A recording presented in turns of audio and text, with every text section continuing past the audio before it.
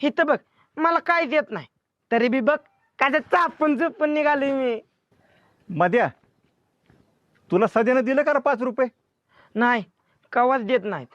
बघे तरी बी कसं आवडीने शाळेत जातय. अरे शाळा म्हणजे नुसता अभ्यास नसतो, पुरी हा पुरी पुरी जिंदगी आहे बाप्पा आपल्यासाठी कष्ट केलेला असतो, आपण शिकावं म्हणून. होय, माझ्याला सगळी जाण आहे. शाळेत बी सगळं लक्ष अभ्यासावरच असतं की, हाय का ना मध्ये?